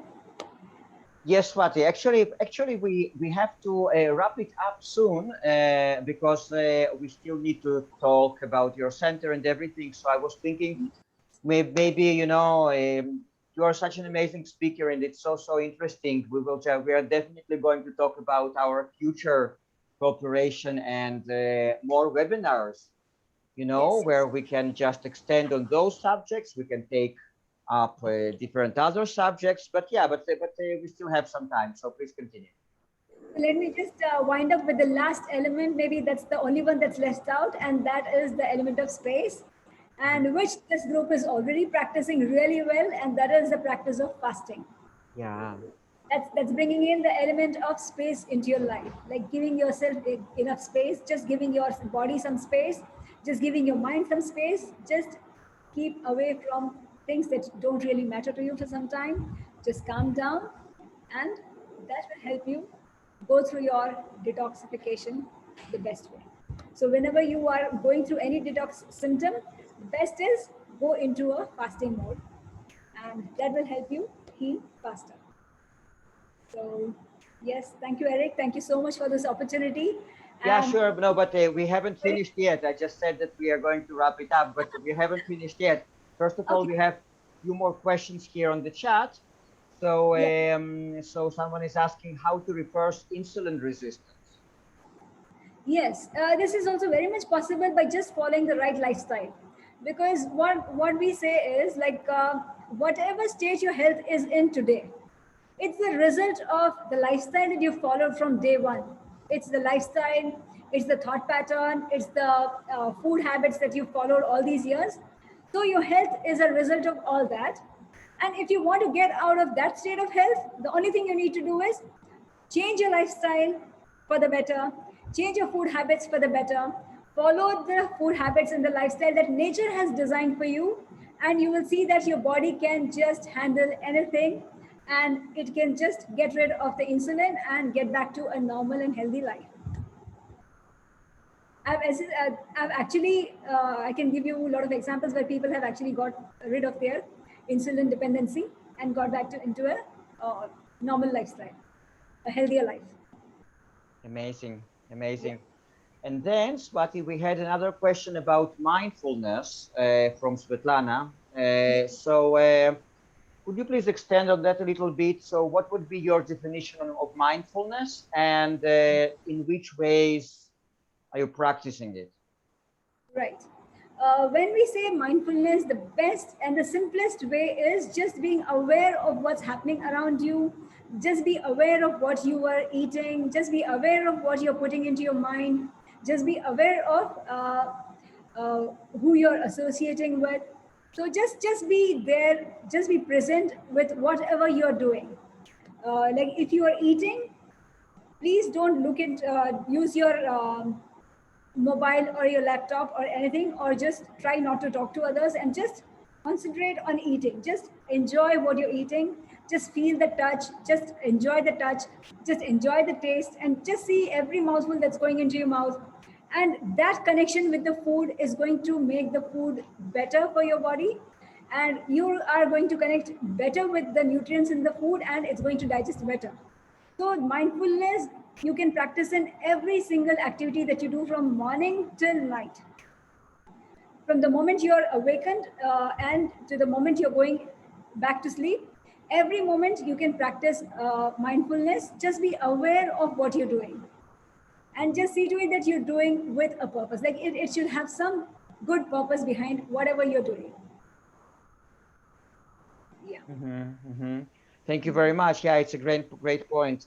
And then Someone is asking how to deal with anxiety with natural by natural means. Yeah, natural means. Yeah. Whenever somebody is going through anxiety, the best thing is, as I told you, go out in nature, connect with nature, be barefoot. Try, if you have a garden, please try to work in your garden. Put your hands into the soil, work into the soil, get the sun's rays, connect with the trees and plants around you. And with time, you realize that all the positivity from the plants, from the nature has been absorbed by your body, and all the stress has just got released. You just try to, next time, whenever you face any situation where you are under stress or anxiety, please try this. Take yourself to some natural spot and spend some time there. And within half an hour, you'll see that you have gotten over your stress and anxiety. Amazing, amazing. Then we had another question on the chat. Which books would you recommend reading to a person who wants to dive or delve deeper into all those subjects of natural health, detox, etc.? There's an author by the name Edmund Ziegler. All his books are really good. And in the Indian context, there's a book written by Lakshman Sharma. It's called The Practical Nature Cure. Even that's a very good read. And there's 80-10-10 by Dr. Graham, I guess. Yeah, Even Douglas Graham. Douglas Graham. Yeah. Douglas Graham. Yeah. So all these books are really good to begin with. Mm-hmm. Okay, very good, very good. And now I was thinking about one question for a person who cannot either afford or find organic foods. In your opinion, what would be the best way to remove as much as possible pesticides from our foods? Are there any special washing available? Yeah. What I do is I prefer to just wash it with water. Mm-hmm. And if there's a fruit or a vegetable on which I would know that it has a lot of chemical deposits, then I try to squeeze some lemon in water and try to soak that fruit in the water for some time before I rinse it and wash it and then use it. And just like if it's a pineapple or a fruit of which the skin you're not going to eat, just remove the skin and you are good to go. Uh-huh. And as long as you're eating fruits and vegetables, even though they may have a lot of pesticides being used on them, still they're going to be way much better than eating genetically modified food or cooked food, because they are still going to be easier on your digestion, and the body is going to be able to process the chemicals more easily. Uh-huh. Because the chemical deposit is going to be way much less than what it can have if you're eating some processed food. Yeah, probably, especially if you add some weekly fasting into the picture, then your body is going to be assisted in eliminating all those toxins. Right. Yeah. Okay, guys. So last chance for today to ask your questions. Please unmute yourself if you want to ask. Yes, I'd like to ask something. I started writing on the chat. I can. Just ask it like that. It's the best. Yeah. Doesn't matter. So you said that if you get sick from time to time, fever, headaches, it's a good sign. And what happens if, like, I don't tend to get sick for years. I could go on without having headaches or fever. Is that a good sign or a bad sign? Does that mean that I'm healthy, or does it mean that I'm not detoxing and everything inside? There's a lot of toxins, which what about you, for instance? You've been living a healthy lifestyle since a very young age. I mean, people who have been living for many years a healthy lifestyle, raw food lifestyle, then they don't tend to get sick? You don't tend to get? Yeah, that's a very good question. For a person, like if let me ask you a question before I answer your question. What sort of diet are you following? What do you eat in a day usually? Raw vegan. But for many years, I mean, that's been for almost a year now.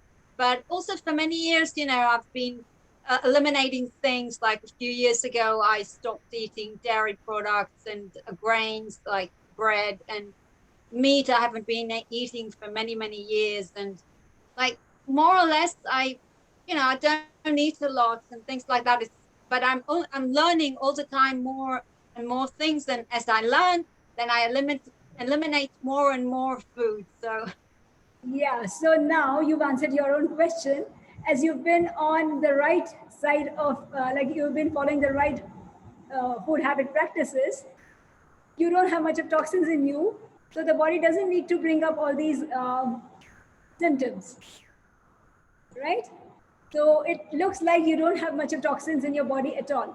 At the most, sometime you might just be having a simple cold maybe, or maybe not even that, if you're eating raw vegan since a long time.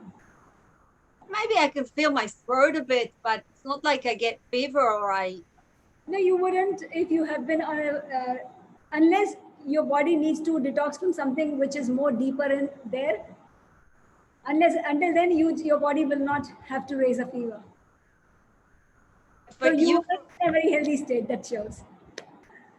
Okay, and for you, for example, you're saying from the age of 5. I mean, that's a very, very many years.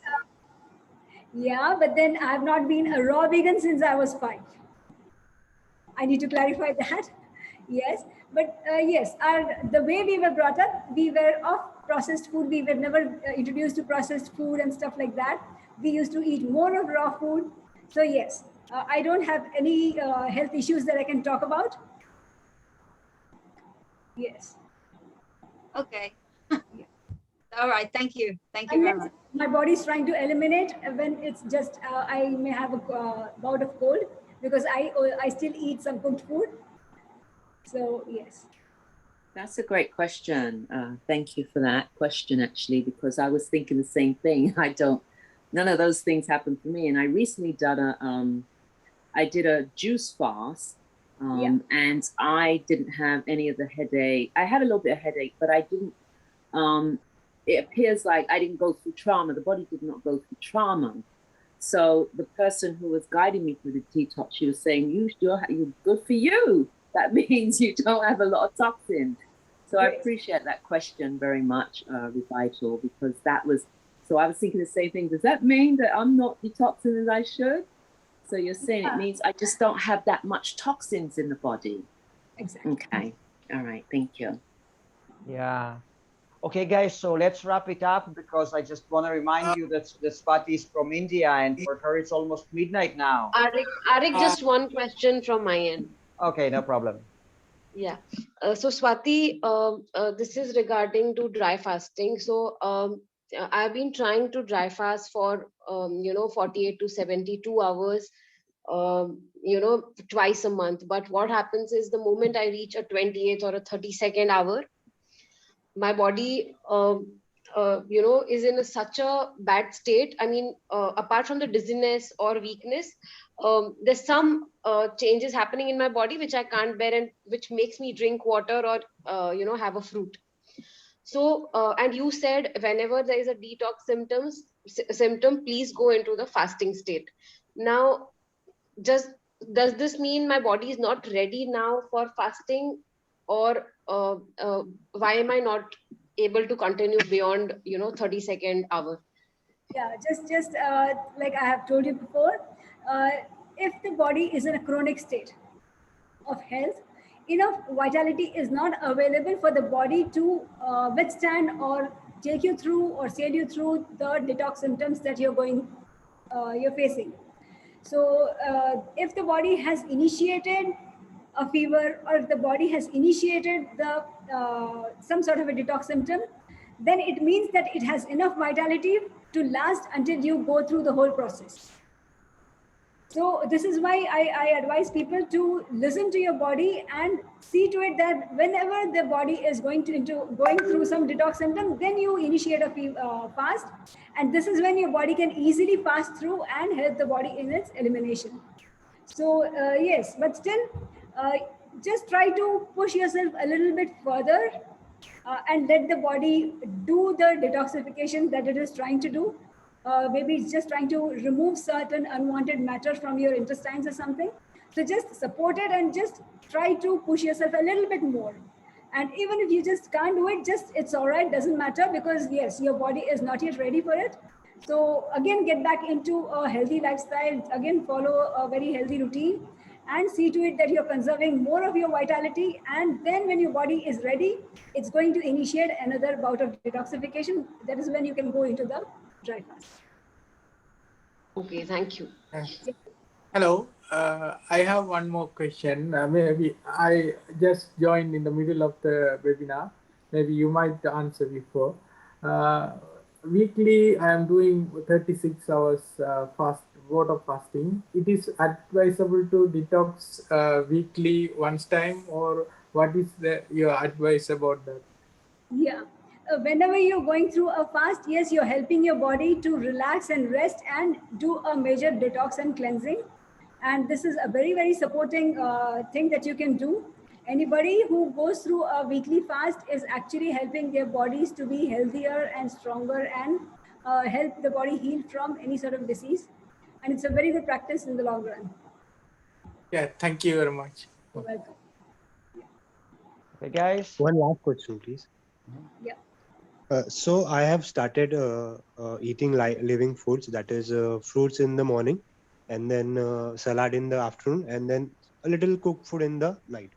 So what has happened over the past 3-4 months is I have lost quite amount of weight, like 8 kilos. I was 68, now I am 60. So my parents are actually worried. What is the case in this? What should be? I am going on the right path, or is it worrying? You are very much on the right path, because we need to understand here is whatever you have lost, the body is a very, very intelligent, it has a very intelligent system. It can never let go of something that it really needs. So whatever you have removed, whatever 8 kilos that have left your body, they were more of toxins and nothing that your body actually needed. That's why they were removed by your body when you supported it with the right lifestyle. So you actually don't need to be afraid of this, or be worried by this. Your body is going to remove all that it doesn't need with time. And the day it realizes that now it doesn't have anything else to remove, that is when it is going to start rebuilding again. And you will have, your body will take you to a state where you will neither be too fat, you will not be too thin, you'll just be perfect, and you will have enough weight to cover your bone structure, and you will look perfectly healthy. But then that's a process. You just need to go through the whole process to reach there. Thank you so much. Thank you. Swati, in line with that question, does exercise, again, two opposite terms here. One is while you are detoxing, of course, there's a lot of weakness. So should you exercise during that time? Secondly, you said you should conserve as much vitality as possible. So how do we spend the vitality is important. So isn't what I mean, when we exercise a lot, or when we start building a body, doing gym, don't we use our vitality much in that process?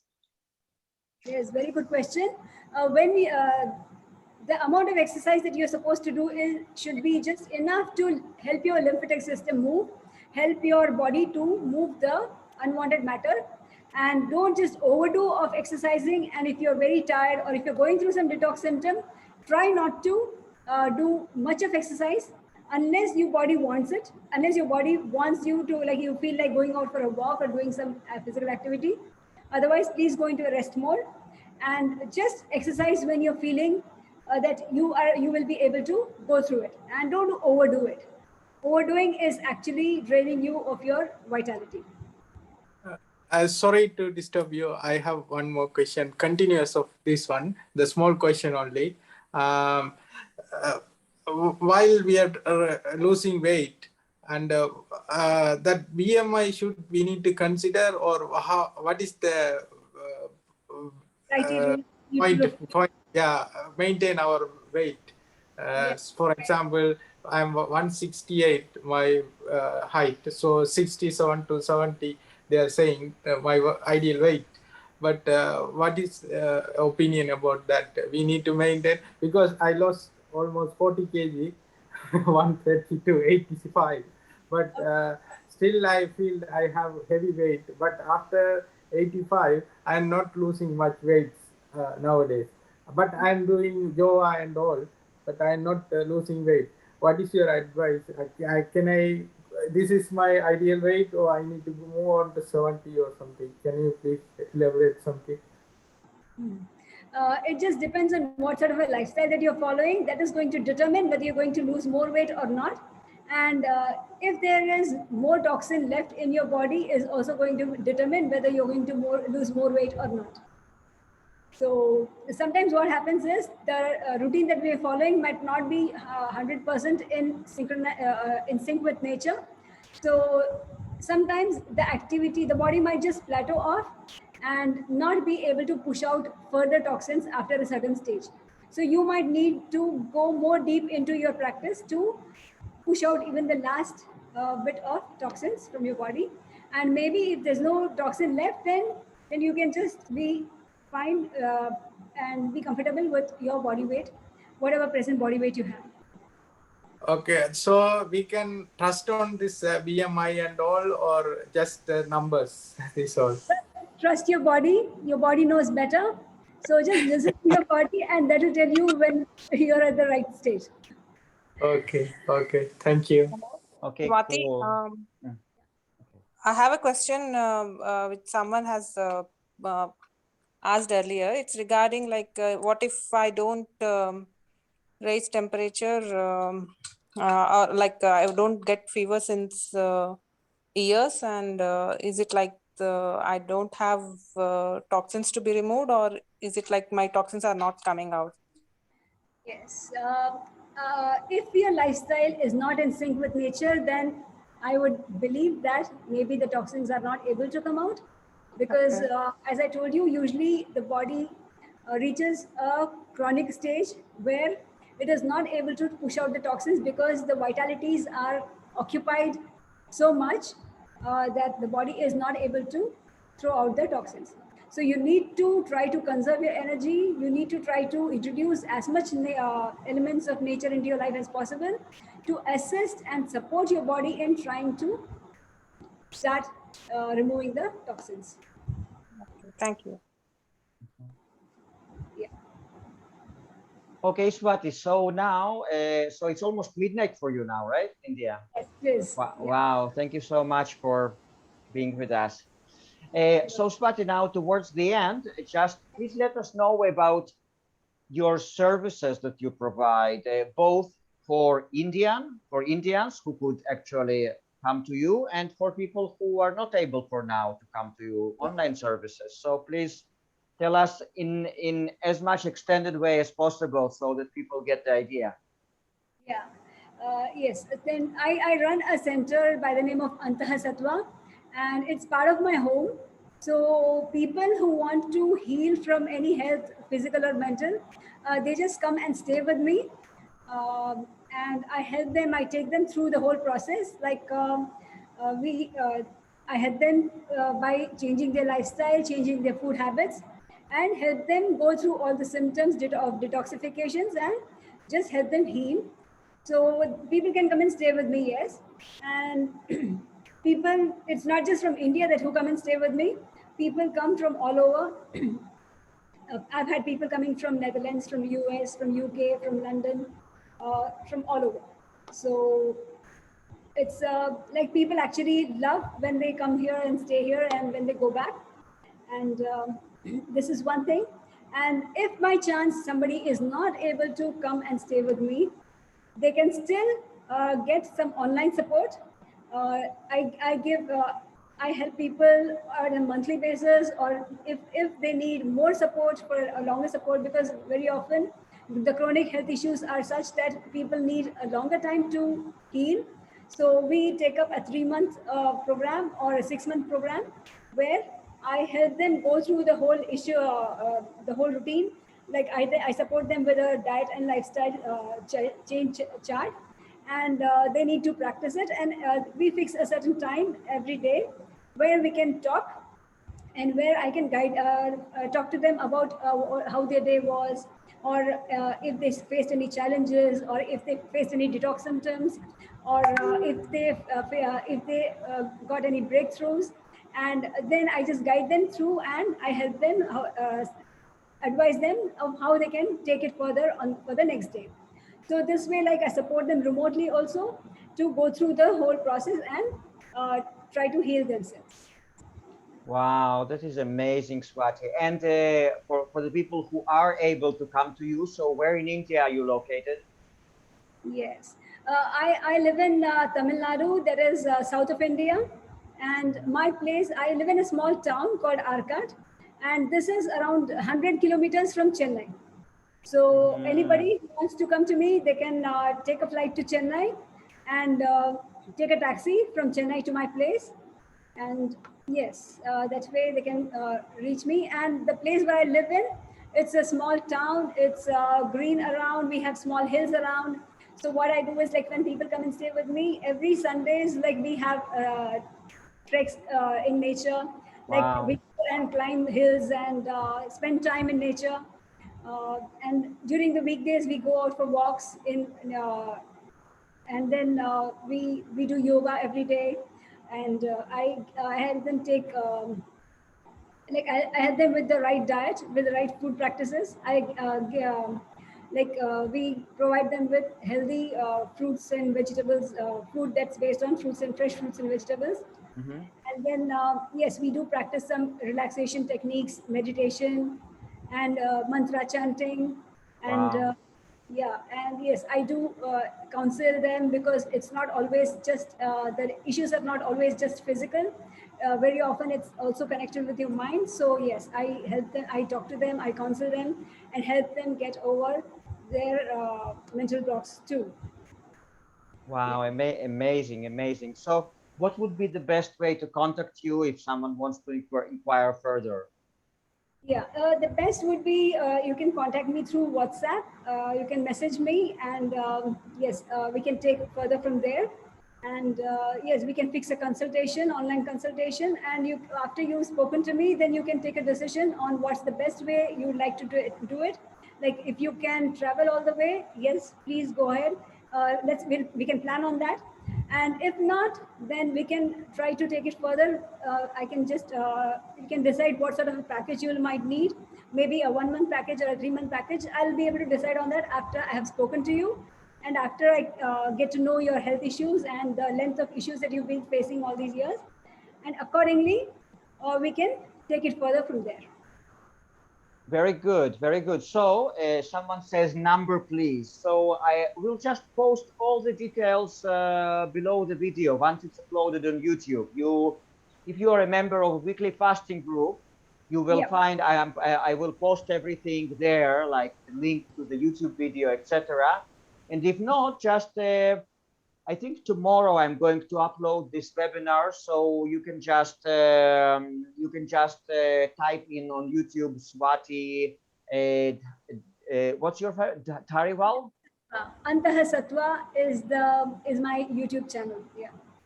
Yeah. So, and if someone is looking for you on YouTube, so it's Swati Dhariwal, right? Yeah, Swati Dhariwal. Yes. Swati Dhariwal, and then you will get it. But the best way is just send me your name by WhatsApp, and I will add you to the weekly fasting group, and then you will get it in an organized way. So, and then you will find all the details there. You will find Swati's website and WhatsApp number, whatever you want, any way to contact her. Okay, Swati, so we'll definitely talk about our further cooperation, because it was just mind-blowing. You know, I'm so touched, really, really, and I'm so happy we had so many participants and such a great interest of people, because this subject is fascinating. You know, we can talk about it for hours and hours and hours. So really, really, thank you very much. Good night. Namaste. Thank you so much for this opportunity. Namaste, everybody. Thank you very much. Namaste. Yeah, and thank you guys. Thank you everyone who came here and participated. You are the light. Thank you are you. the light. Absolutely. Thank you very much. Yeah, okay. Bye-bye. Good night, everyone.